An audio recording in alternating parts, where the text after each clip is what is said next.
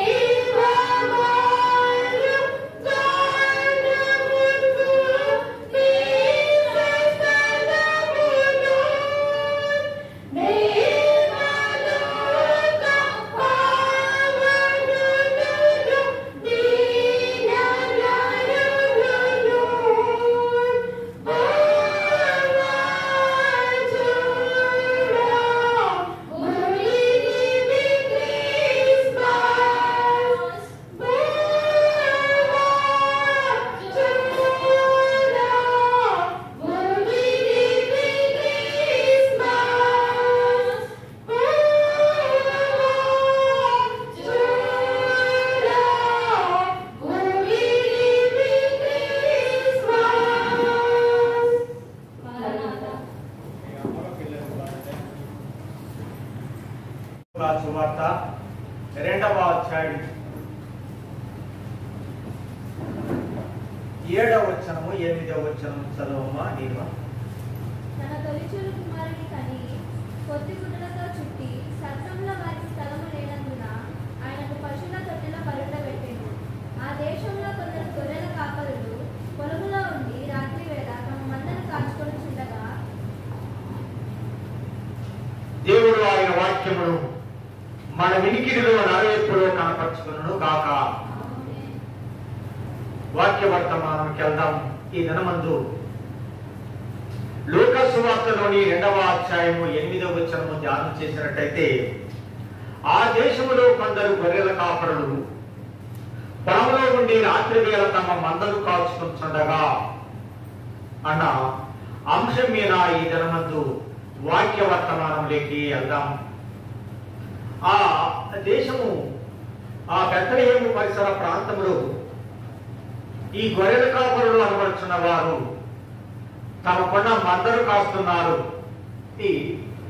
ఈ గొర్రెల కాపరులు కేవలం గొర్రెల కాపరులే కాదు గాని ఈ మందగా ఇచ్చున్న గొర్రెల కాపరులు మొదట ప్రభువారు వస్తారు అన్న నిరీక్షణ కలిగి, మొదటి రాకడ నిరీక్షణ కలిగి ఉన్నవారిగా మనం గుర్తించాలా.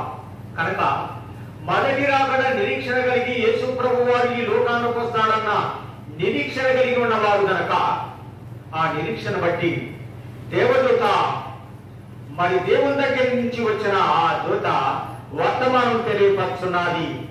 ఇక్కడ దావీదు పట్టణమందు నేడు రక్షకుడు మీ కొరకు పుట్టి ఉన్నాడు, దానికి ఇదే మీ కానవారు.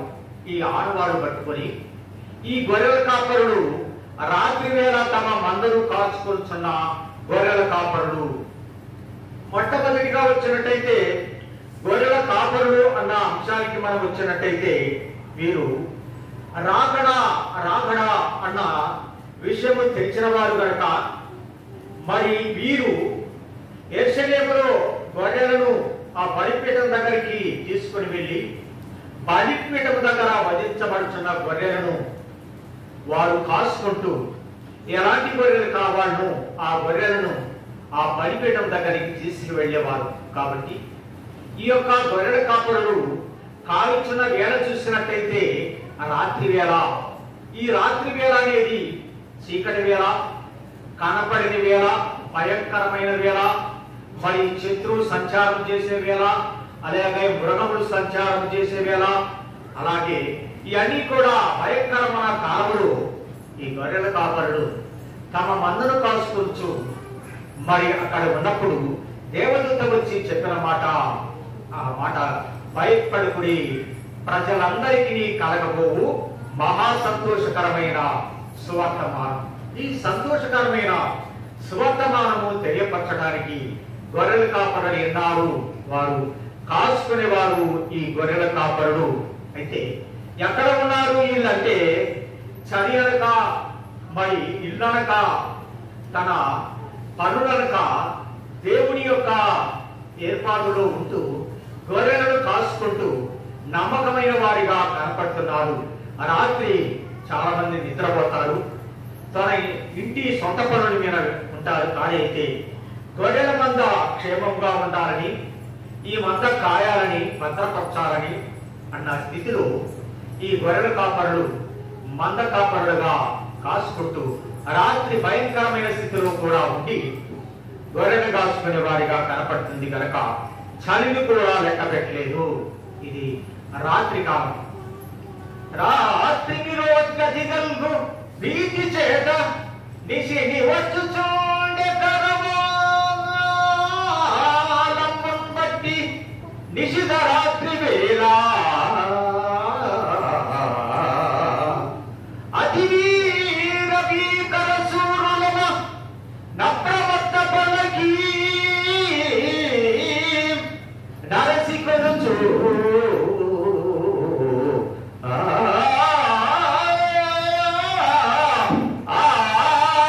దేవుడు మిమ్మల్ని దీవించుగాక.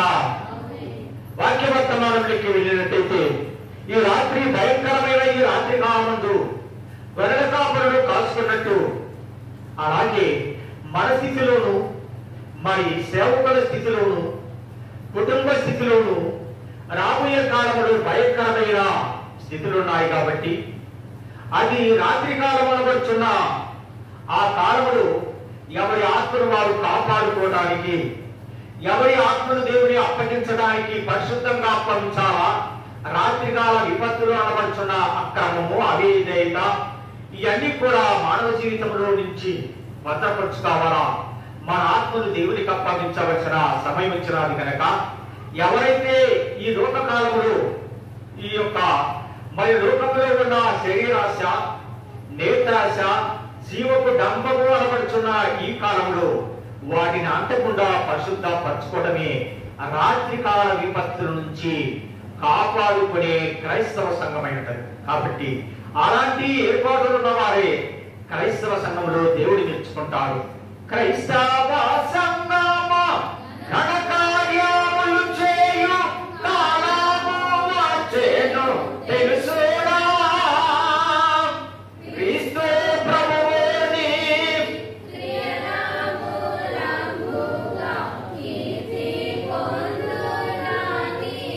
ఈ విధంగా రాత్రికాలం అనేది క్రైస్తవ సంఘములోను లోకములోను అంత్యక్రీస్తు అనబడుతున్న మరి ఈ అపవాది దేశమంతా తిరిగి లోకమంతా తిరిగి ఎవరిని భంగం చేయాలా, ఎవరిని భ్రష్టు పట్టియాలా, ఎవరు ఆధ్యాత్మికమైన జీవితంలో నుంచి నెట్టివేయాలా, తన వశంలో ఉంచాలని తన గాలానికి తగిలినట్టు చూస్తున్నారు.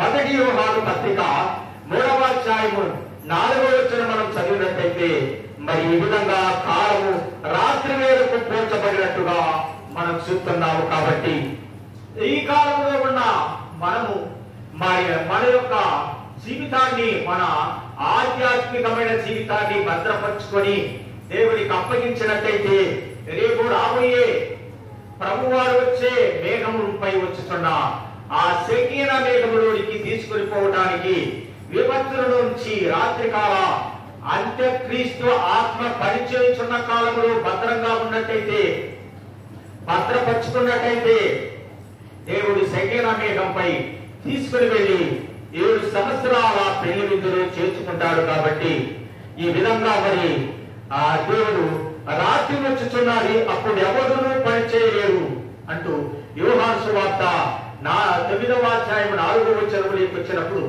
ఈ విధంగా రాత్రి కాలం వస్తున్నది, అప్పుడు పని చేయడానికి ఇబ్బందికరంగా ఉంటుంది, చీకటిగా ఉంటుంది, పని చేసే కాలం రాదు కనుక ఇప్పుడే జాగ్రత్తగా ఉండండి. పగటి కాలం ముందు జాగ్రత్తగా ఉండు. పగటి వారముచు నిష్ఫలపు క్రియలు దోచు యుగ యుగములు జీవించు పురియగయుని దిగులు విడుతగునమ్మ కమునా శ్రీ యేసు కర్తను. ఈ విధంగా రాత్రి కాలము భయంకర కాలం అంటూ కీర్తన గ్రంథము 91వ అధ్యాయము 5వ వచనములో చెప్పబడుతున్నది.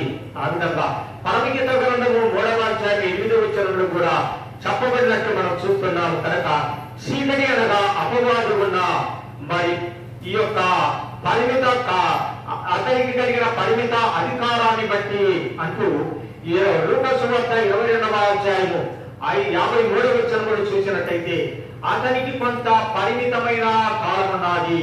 సాధారణకున్న ఆ కాలంలో అతని ఉచ్చులో పడకుండా, అతని చేతుల్లో పడకుండా మన అంతరంగ జీవితాన్ని భద్రపరచుకోవడానికి ఇది ఈ లోకంలో మనకు ఒక రాత్రి కాలము. అలాగే మరి గొర్రెల కాపరులు కూడా ఆ రాత్రి కాలంలో ఆ విశ్వాసాన్ని బట్టి ప్రభు మొదటి రాకడ కోసం ఎదురు చూస్తున్నారు.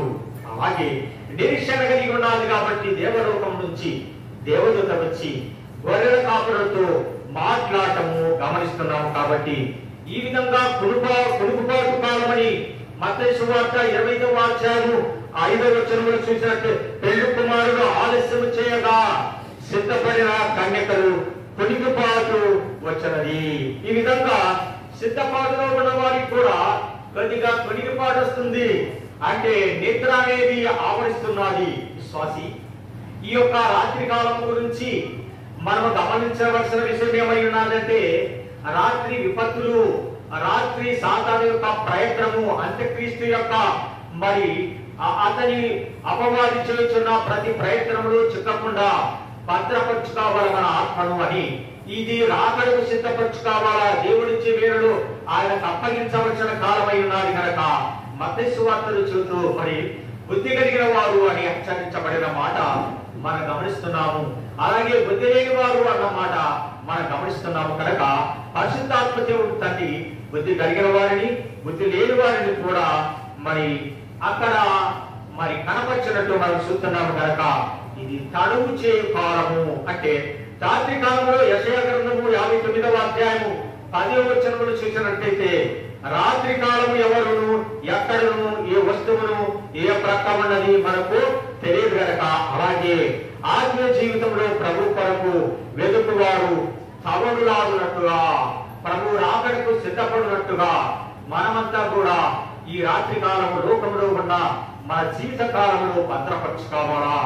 ఈ రాత్రి కాలంలో సాతాను చేతులు వాడు అపవాది చేతులు దొరికినట్లయితే వాడు ఏం చేస్తాడంటే మన ఆధ్యాత్మికమైన జీవితాన్ని పూర్తిగా పతనం చేసి వాడు వశము చేసి వాటితో కూడా నరకానికి వెళ్ళడానికి ప్రయత్నం చేస్తాడు. కాబట్టి నరకానికి వెళ్లకుండా పరిశుద్ధాత్మ నడిపింపులో ఉండటానికి ప్రయత్నం చేయాలా. అది పగటి వారమంచు నిష్ఫలపు క్రియలు దుంచి పురి గదయు నీ దిగులు వీడు తగునమ్మకమున. ఆ విధంగా మరి పగటి వారు ఏ విధంగా అయితే సూర్యుడుండగా మరి ఆ యొక్క పనులు చేసి ముగించుకుంటాము అలాగే మన ఆధ్యాత్మికమైన జీవితంలో నీతి సూర్యుడైన ప్రభువును మనం కలిగి ఉండి ఆ నీతి సూర్యుడి యొక్క వెలుగులో మన కాలము మరి గడపాలా. మన కాలములో మరి సరైన వారిగాను నీతివంతులుగాను అక్రమం వదిలి వారిగాను మరి పరిశుద్ధ జీవితము అనుభవించే వారిగా మనం సిద్ధపడాలని ఈ రాత్రి కాలం ముందు హెచ్చరిక మనకు పరిశుద్ధ గ్రంథం నుంచి గమనిస్తున్నాము గనక ఇది పనిచేయని కాలం గనక మరి రాత్రి కాలము మరి పనిచేయము. రాత్రి కాలము పరుండే కాలము పగటి కాలం మాత్రమే మరి పనిచేసే కాలం గనక ప్రభు వచ్చే కాలము మరి అప్పుడు 7 సంవత్సరాల శ్రమ కాలంలో ఉండిపోతాము కనుక అది రాత్రి కాలం వంటిది కనుక ఇప్పుడు ప్రభు మనతో పరిశుద్ధాత్మ దేవుడు మనతో ఉన్న ఈ కాలాన్ని మనం భద్రపరుచుకున్నట్టయితే పగటి కాలంగా ఉంటాము. లేనట్టయితే రాత్రి వారం అవుతాము. సాతాను చేతులు దొరికిన వారం అవుతాము. క్రమం లేని వారం అవుతాము. అక్రమం కలిగిన వారం అవుతాము. అపవిత్రత కలిగిన వారం అవుతాము. పరిశుద్ధ జీవితానికి దూరం అవుతాము. పరిశుద్ధాత్మను పొందలేకపోతాం కనుక ఈ రాత్రికాల విపత్తుల నుంచి ఒక క్రైస్తవులుగా మనము సిద్ధపడటానికి దేవుడు నాడు దేవుని మీద ఆధారపడటము దేవుని మీద మనం తెలుసుకోవలసిన విషయంలో ఆయన దగ్గర విజ్ఞాపన చేసి ఇది నాకు తెలియపరచ అన్న విషయంలో మనము మరి ఆయన దగ్గర పోరాటం సాగించాలా. కనుక ఇది రాత్రి కాలం వంటిది మన జీవితము. ఇలాగా గొర్రెల కాపరులు కాసుకొనుచు పొలంలో ఉండి పొలంలో ఉన్నవారు కనుక ఈ పొలము ఎలాంటి పొలమై ఉన్నది అంటే మరి రాత్రి కాలంలో ఉండి పొలంలో ఉండి వారు ఏం చేస్తున్నారంటే మందలు కాసుకుంటున్నారు. కాబట్టి ఈ మంద కాపరుడుగా ఉన్న వీరు మరి వారికున్న మందను కాసుకోవడానికి యారు ఉన్నారంటే పొలంలో ఉన్నారు. కనుక ఈ పొలము అనేది ఎలాంటిది అంటే మరి ఇక్కడ ఇస్సాపూర్ణపడుచున్న భక్తులు ఉన్నారు. ఆయన ఎలాంటి వారంటే పొలంలో ఉండి మరి ధ్యానం చేసేవాడిగా కనపడుతుండు. ఈ యొక్క పొలములో ఉండి ధ్యానం చేస్తున్న ఆయన పొలంలో ఉండేవారు తన వస్త్రము తీసుకుని పోవడము ఇంటిలోనికి చెగిరి రాకూడదు.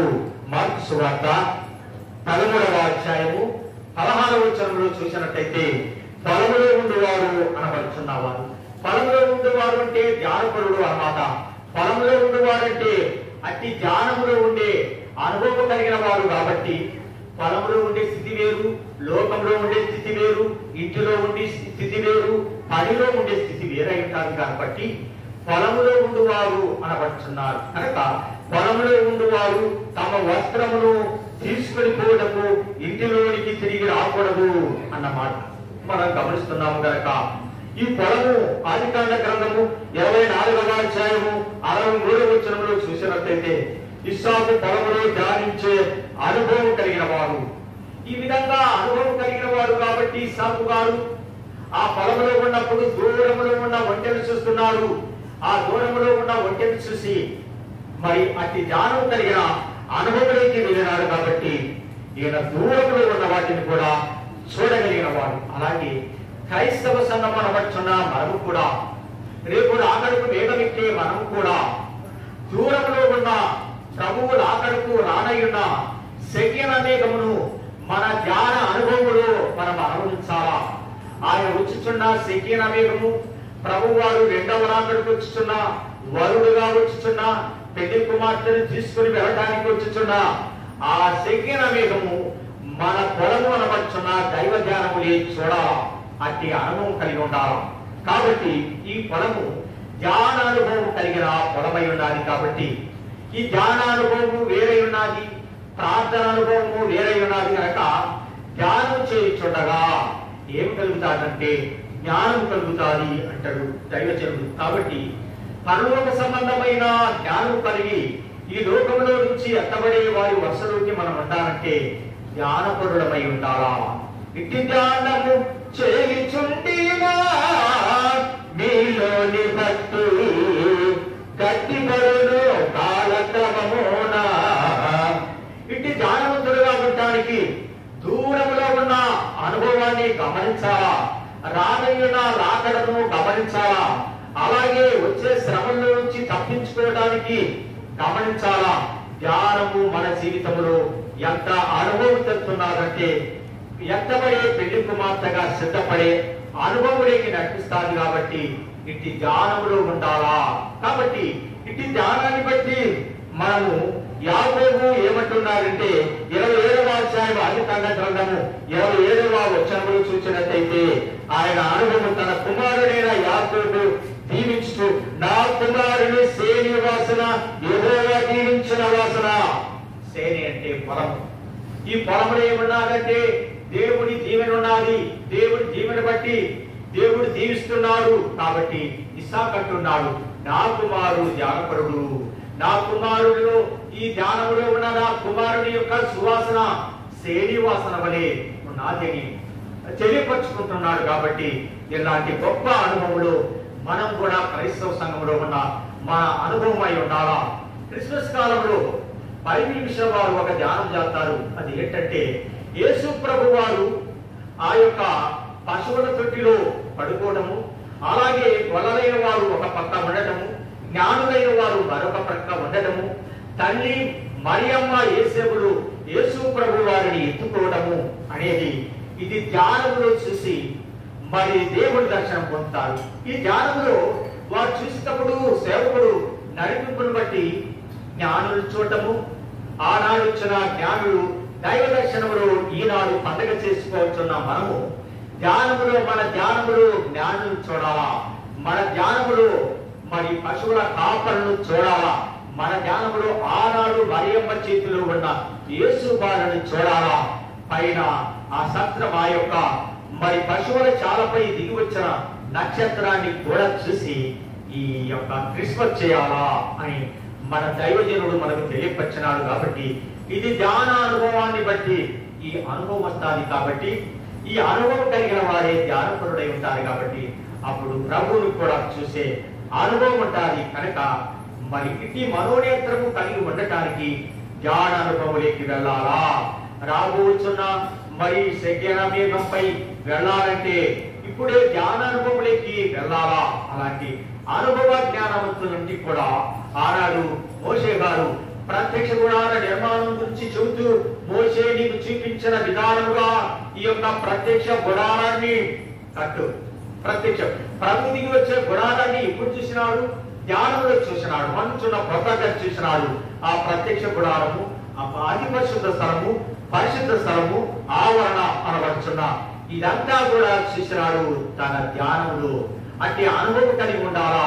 కాబట్టి అలాంటి అనుభవము పెళ్లి కుమార్తె సిద్ధపాటులు నేను ఆభరణములు అనుభవించాలా. ఆభరణములు పెళ్లి కుమారుడుగా వస్తున్నా పెళ్లి కుమారుడితో వెళ్ళడానికి ఆభరణముల చేత చెక్కులను హారముల చేత కంఠము శోభిల్చున్నదని చెప్పిన దేవుడు చెప్పినట్టుగా ఆ ఆభరణములు అనబడుచున్న పెళ్లి కుమార్తె ఆభరణములు, అలంకరణ ఆభరణములు ఈ లోకములో ఉండగానే నీవు పొందినట్టు నీ ధ్యానంలో చూడాలా, నీవు అనుభవించినట్టు నీ ధ్యానంలో చూడాలా, ప్రభుత్వం మాట్లాడినట్టు నీ ధ్యానంలో చూడాలా, దేవదూతలు దిగివచ్చినట్టు నీ ధ్యానంలో చూడాలా, ప్రభుని చేతులు ఎత్తుకొని హత్తుకొని ముందు పెట్టినట్టు చూడాలా.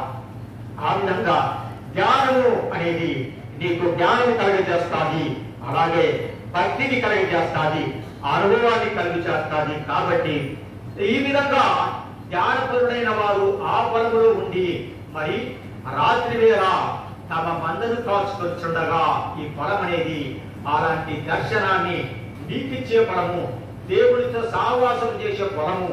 అలాగే దావీదు భక్తులు కూడా పొలములు మందను కాచుకొచ్చు పొలములో ఉండి ప్రత్యక్ష గుడారం ఏర్పాటు చేసుకుని అక్కడ ప్రభుతో మాట్లాడుతున్నప్పుడు చెప్పేవాడు అనమాట, ఈ యొక్క ఫిలిష్తీయుడైన వాడు గొలియాతు ఏ పాటి వాడు, నేను నా ప్రభు చెప్పిన ఈ కార్యములు ఎన్నో కార్యాలు చేసిన నిలువునా ఆ యొక్క ఎలుగుబంటిని చీల్చిన, సింహాన్ని చీల్చిన నాకు అంత మరి అనుభవం ఉన్నది, ఇది నా ధ్యాన అనుభవం, ఇది ఏ పాటి వాడని చెప్పి సవాల్ చేసి గొలియాతు చంపగలిగినాడు.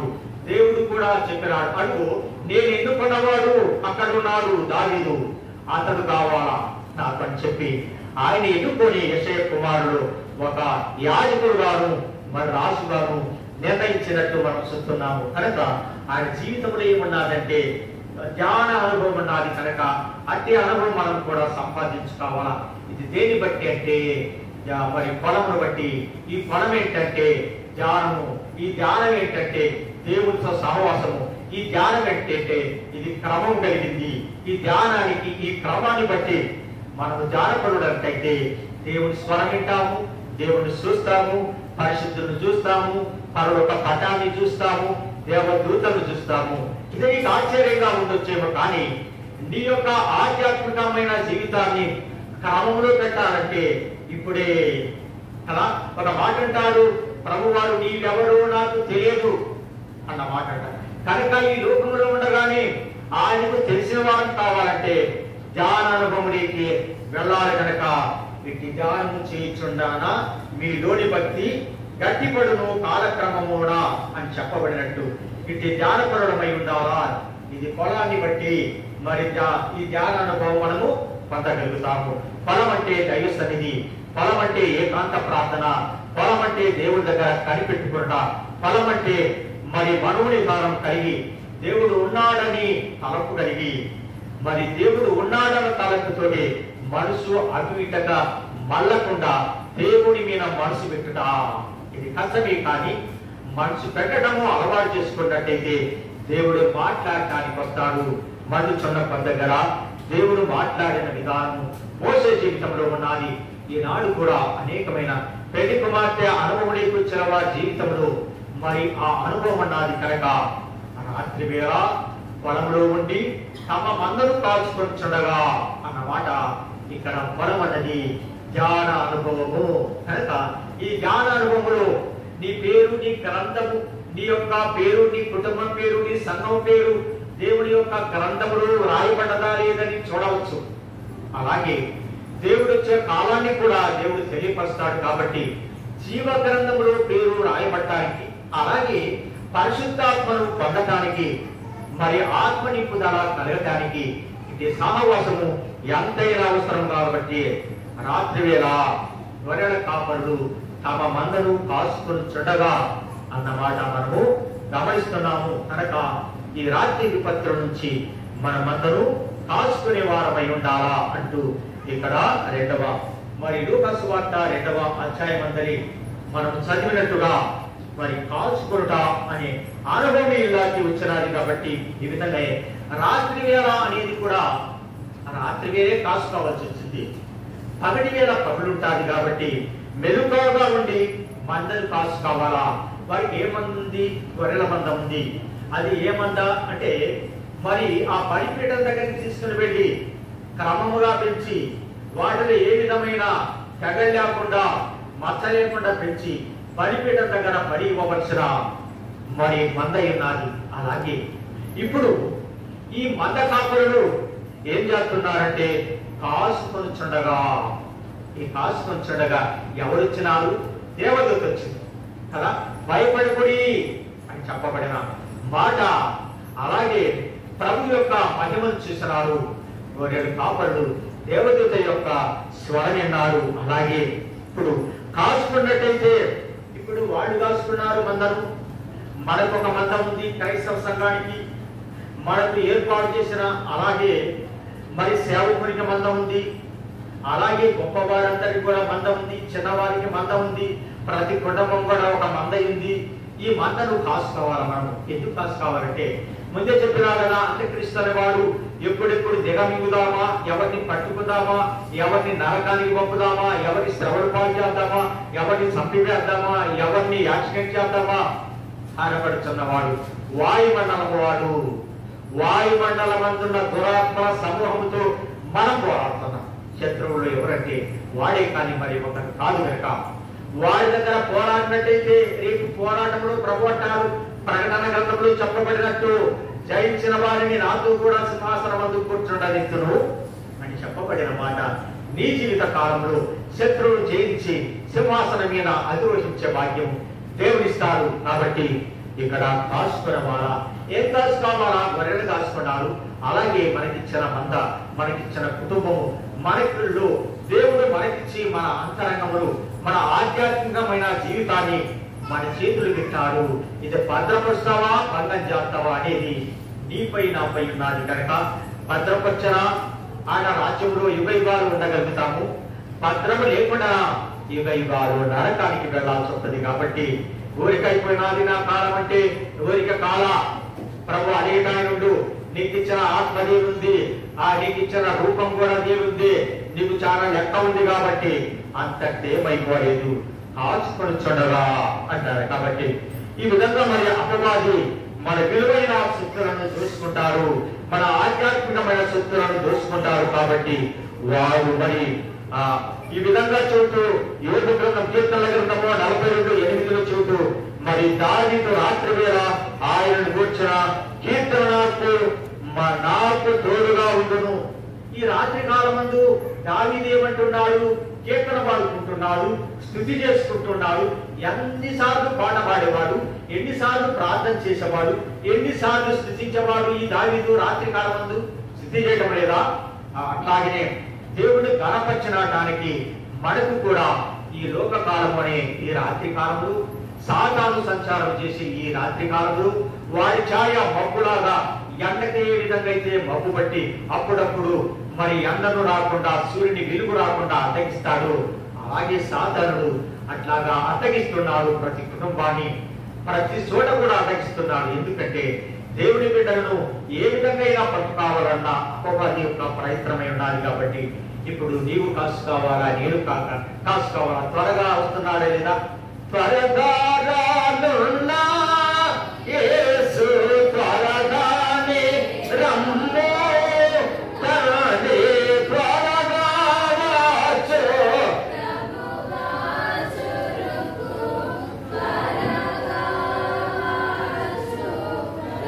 ఆ విధంగా మనము కాసుకోవాలా? ఈ ఆధ్యాత్మికమైన జీవితముడు మచ్చ లేకుండా ఆయన చేతికి అప్పగించడానికి మన ప్రాణప్రియుడు శకేల మేఘంపై వచ్చుచున్నాడు. కాబట్టి మన ప్రాణప్రియుడు వచ్చినప్పుడు ఆయన పెళ్లి కుమారుడిగా వస్తున్నాడు. పెళ్లి కుమార్తె ఆడ ఉండాలంటారు యోవేలు గ్రంథం 2వ అధ్యాయములు. పెళ్లి కుమారుడు అంతఃపురంలో నుంచి, పెళ్లి కుమార్తె గదిలో నుంచి. ఏకాంత ప్రార్థన, దైవ సన్నిధి క్రమము ఇది నీ జీవితమందు నా జీవితమందు ఉంటే పెళ్లి కుమారుడు అంతఃపురంలో నుంచి, రాజసింహాసనం నుంచి పెళ్లి కుమారుడుగా వస్తున్నాడు. 7 సంవత్సరముల పెళ్లి విందులేకి పెళ్లి కుమార్తెను తీసుకొని వెళ్ళడానికి నీవు రెడీగా ఉంటే పెళ్లి కుమార్తె, నువ్వు ఆభరణను సంపాదించుకుంటే పెళ్లి కుమార్తె అవుతావు. అలాగే పెళ్లి విందులేకి పోవలసిన వస్త్రం సంపాదించుకుంటే ఎలా నీవు వస్త్రం లేక పెళ్లి విందులేకి వచ్చినావు ఈ ఇడ్చి అని చెప్పబడిన మాట పరిశుద్ధ గ్రంథంలో రాయబడ్డాది. కాబట్టి పెళ్లి వస్త్రం ధరించుకో, నీతి వస్త్రము, ఉల్లాస వస్త్రం, సేవ వస్త్రము, పెళ్లి కుమార్తె వస్త్రము ధరించుకున్నట్టయితే ఈ శ్రమను అనుభవించి ఆ మహిమ వస్త్రాలు ధరించుకున్నట్టయితే నీ కొరకు నీకు ఏమిచ్చినావు? దేవునికి కొత్త వస్త్రాలు ఇచ్చినావు. దేవుడు నీకేమిచ్చినాడు? మహిమ వస్త్రాలు ఇస్తున్నాడు కదా. ఈ శరీరానికి మహిమ తప్పబడతాది, మహిమ లోనికి వెళ్తాము. నిత్య జీవం పొందుతాము, యుగ యుగములు ప్రభుత్వం ఉంటాము. కాబట్టి కాసుకో విశ్వాసి, కాసుకోనట్లయితే నష్టమవుతాది, ఆధ్యాత్మికమైన జీవితము భంగమైపోతాది, శత్రువు చేతిలో దొరుకుతాది. కాబట్టి వాడి నుంచి విడిపించడానికి కదా, వాడి నుంచి మనము దొరకకుండా భద్రపరచుకోవడానికి ఈ ఆత్మను భద్రపరిచి, ఈ ఆత్మను వెలిగించి, బుద్ధి కలిగిన కన్యకను మరి సిద్ధపడి ఆ దీటి వెలిగిన వారిగా కనపడి పెళ్లి కుమారుడు వచ్చినప్పుడు ఆయనతో కూడా వెళ్ళడానికి నీ ప్రయాస, నీ ఆరాటము, నీ కాపుదల, నీ దాచుకోవడము, నువ్వు భద్రపరచుకోవడము, ఇది కుటుంబానికి అవసరము, నీకు అవసరము, గ్రామానికి అవసరము, సంఘానికి అవసరము. నీవు కాపరిగా ఇక్కడికి వచ్చినావు, నీ కుటుంబాన్ని కాపాడుకోవడానికి. ఇక్కడ కాపరిగా నేనున్నాను, సంఘాన్ని కాపాడి ఆయనకు అప్పగించడానికి ఈ బాధ్యత నీలో లేదా? వస్తున్నాయి కదా శ్రమలు కదా, 7 సంవత్సరాల శ్రమలు, 21 శ్రమ తాండవించినప్పుడు తాళలేము, తట్టుకోలేము. అందరికి కూడా కాదంటానికి వీలు లేదు, నేను పోదంటానికి వీలు లేదు, నాట కాదంటానికి వీలు లేదు. ఎక్కడుండి ఎత్తబడి పెళ్లి కుమార్తె ఎత్తబడగానే వెంటనే రెప్పపాటు కాలంలోకి శ్రమలోకి వెళ్ళాల్సింది. కాబట్టి ఈ శ్రమ తప్పించుకోవాలా, నీకుందో తప్పించుకోవాలని అయితే రానున్న ప్రభు దగ్గర మరి కాసుకొని భద్రపరిచి అంటాడు కదా. రాత్రి వేళ ఆయన కీర్తనలు పాడుతున్నాడు దావీదు గారు, పడుకోవలసిన వేళలో, మరి నిద్రపోవలసిన వేళలో, అలాగే సేద తీర్చుకోవలసిన వేళలో దావీదు గారు మహా మరి రాసు. అంత పని ఉన్నది, దేవుణ్ణి వదిలిపెట్టమడా, స్తుతించడానికి వదిలిపెట్టమడా, ప్రార్థించడానికి వదిలిపెట్టమడా, మరి దేవుణ్ణి గణపరచడానికి వదిలిపెట్టమడా. గణపరచుడి దేవుని ప్రైకా జగకూడవు ఏకాత్ముడి, మన యొక్క నివసించు మనసున్న తండ్రి, మనసున్న గణపరచుడి బాహ్య మునగూడ గణపరచుడి, బాహ్య మునగూడ గణప. ఈ విధంగా ప్రార్థనలు ఉండాలా, ప్రభును మొరపెట్టాలా, పరిశుద్ధాత్మను పొందాలా, జీవగ్రంథములో నా పేరు రావాలా ప్రభువా అని ఉపవాస ప్రార్థన, కన్నీటి ప్రార్థన రోధన చేయాలా.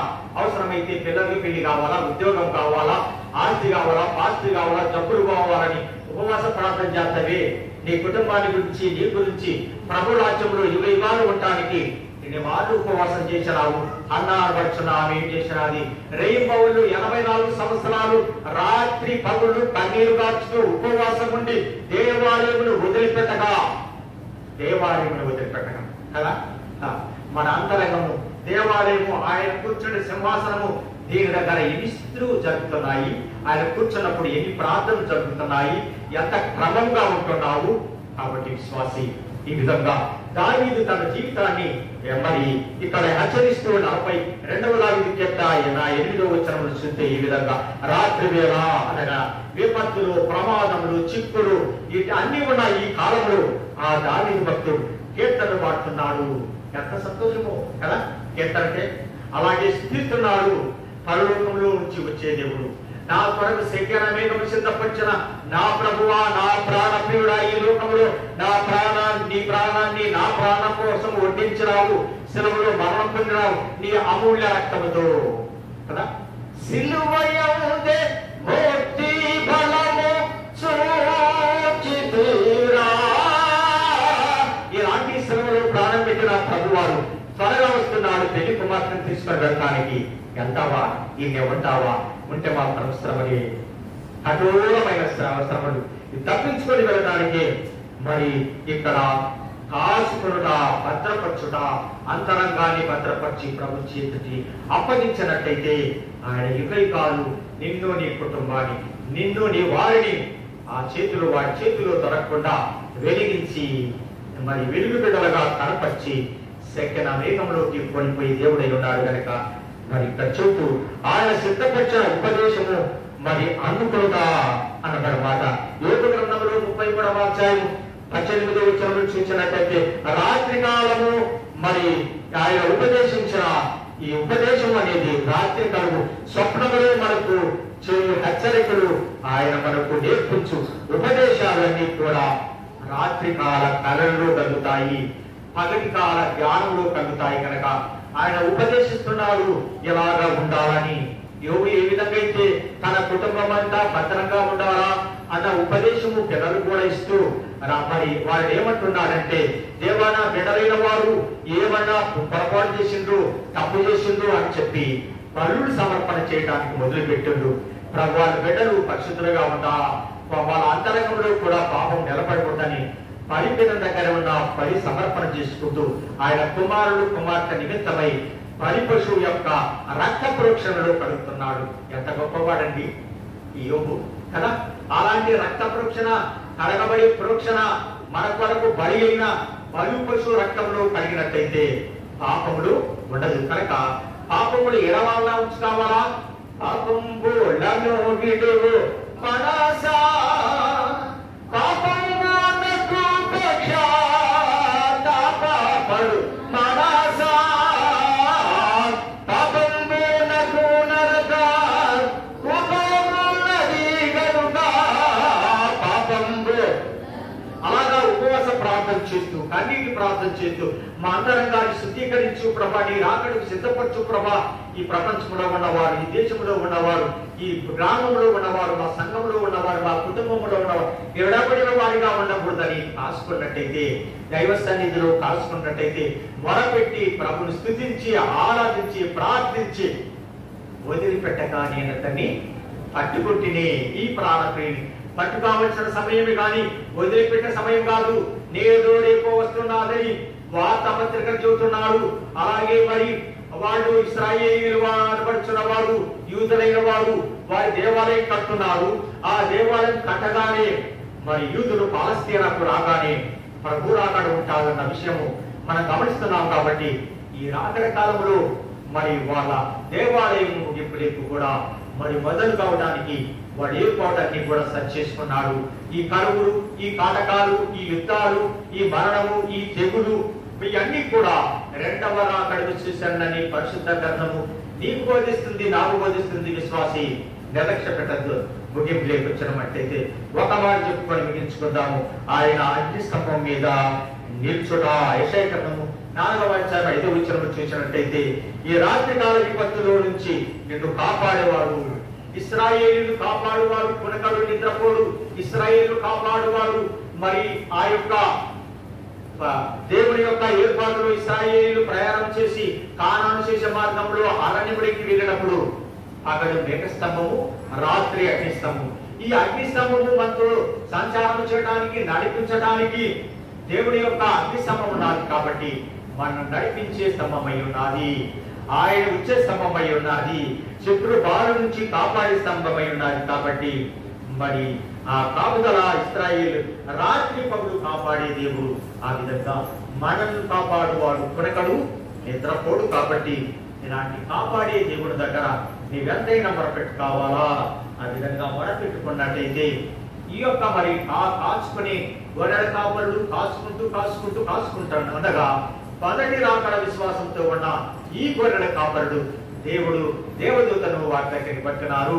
ఆ గొర్రెల కాపరులు యూదులైన వారు, అలాగే యూదా సంఘమునకు సంబంధించిన వారు. వాళ్ళు మరి దేవదూత యొక్క ప్రత్యక్షము విన్నారు, దేవుడు చూసినారండి. అలాగే నీ మనోనేత్రంతో ఇప్పుడే చూడటానికి మొదలుపెట్టు. అలాగే ధ్యాన అనుభవంలోకి వచ్చిన నీవు ఈ అనుభవంలోకి రావాలా. ఆనాడు ప్రభువారు భూలోకానికి వచ్చిన యేసు ప్రభువారు మరియమ్మ చేతిలో ఉన్న మరి ఈ బాలుని వలన చేసినారు. అలాగే ధ్యానంలో కూడా యేసు బాలుని చూసి మరి కుమారుని ముద్దు పెట్టుకుని నేను ఎడల కోపించుని యెషయా ప్రవక్త చెప్పినట్టు ఈ కుమారుడు పాప విమోచన చేసే కుమారుడు, మన కుమారుడు కాదు. మన కొరకై దేవలోకంలో నుంచి వచ్చిన యేసు ప్రభువారు అనబడుచున్న ఈ కుమారుని ముద్దు పెట్టుకోవాలా, గణపరచాలా, ఆ విధంగా సంతోషించాలా. ఇది పండగ చేయాలా. ఏ విధంగా పండగ చేద్దాం ఇప్పుడు అంటే, ఆయన బుద్ధి పెట్టుకునే పండగ, ధ్యానములో ఉండే పండగ, ఆయన దర్శించే పండగ, ఆ మరియమ్మను, యేషేపును, అలాగే గొర్రెల కాపరును, జ్ఞానులు, అలాగే నక్షత్రములు చూసి ఆనందించే పండగ దేవాదేవుడు మనందరికీ దయచేసి అట్టి ధ్యాన అనుభవంలోకి నడిపించి వచ్చుచున్న పెళ్లి కుమారుడు పెళ్లి కుమార్తెను తీసుకొని వెళ్లే కాలంలో అనేకులను మనమును కూడా సిద్ధపరచుకొని పరిశుద్ధాత్మతో నింపి ఆయన శకీన మేఘంపై మనలను అనేకులను కొనిపోవును గాక. ఆమేన్.